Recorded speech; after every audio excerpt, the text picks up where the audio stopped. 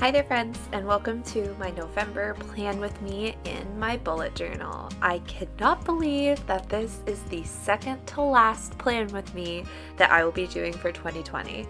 This year simultaneously seems like the longest year ever, and that it's been about 5 minutes. It's kind of crazy how it can be both of those things at once. Anyway, I hope that you guys are having a happy, cozy season despite the fact that it's been pretty gloomy outside.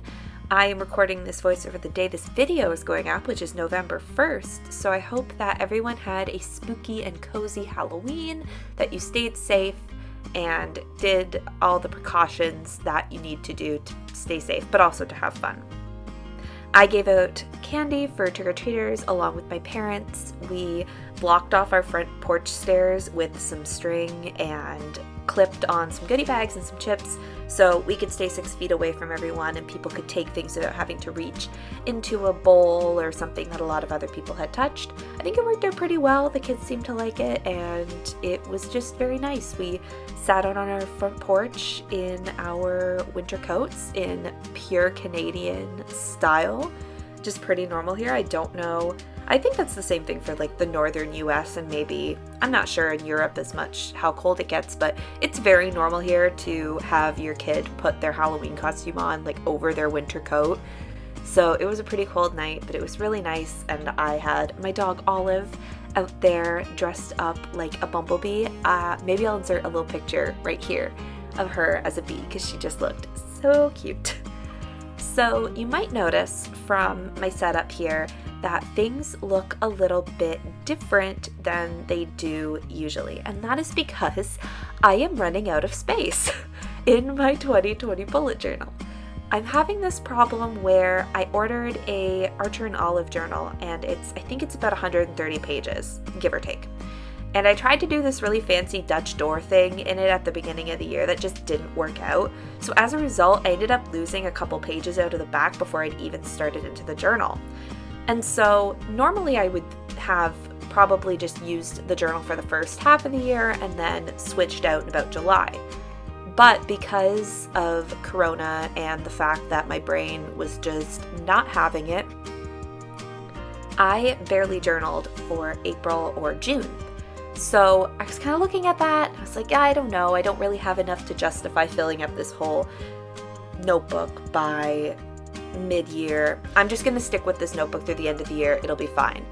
And then like September hit and I realized I had almost no pages left. So I'm doing things a little bit differently, and I'll kind of walk you guys through them as you see them on screen. But I think it worked out really well, and I've been budgeting my pages pretty well here as well. So over here on the left-hand side, I decided to put in a couple checklists and little notes to myself of things that I wanted to remember. So I have a holiday prep checklist, a little thing for my mindset, and a note on my NaNoWriMo project. Now I'm getting into my dashboard, which again I did pretty differently because I actually condensed my monthly setup into one spread. I wanted to make one singular dashboard that could reserve space but also give me what I like to include in my bullet journal every month.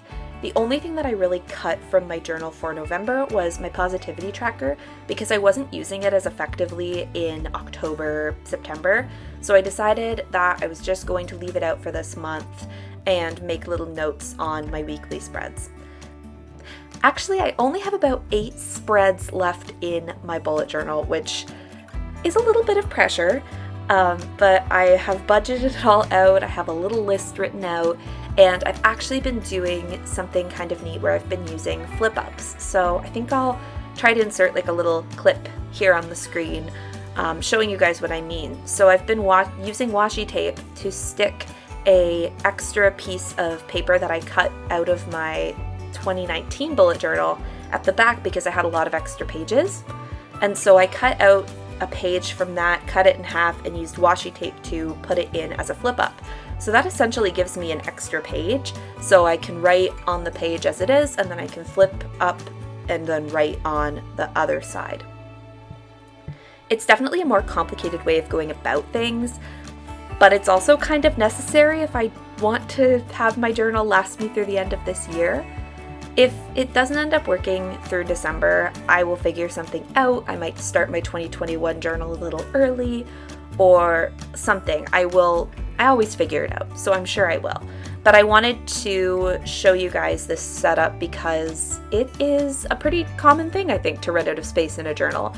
And if there's any ways to reserve space but also still keep up the aesthetic, because for me, bullet journaling does have the purpose of being, you know, a organizational tool. But I'm also such a creative, artsy person that it does feed that like scrapbooking desire that I have all the time.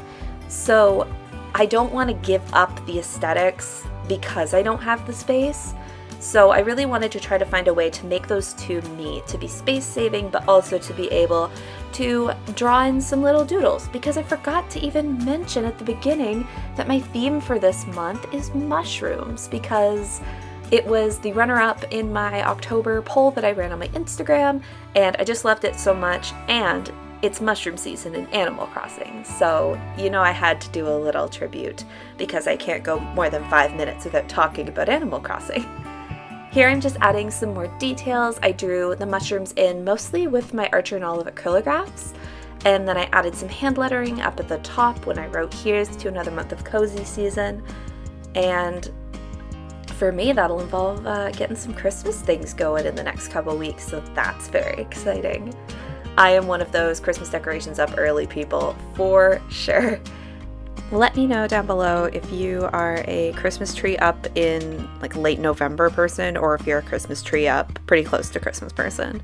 Because I just honestly think that in this weird time of the year, it is always helpful to have a little bit of extra sparkly lights and pretty stuff whenever we can.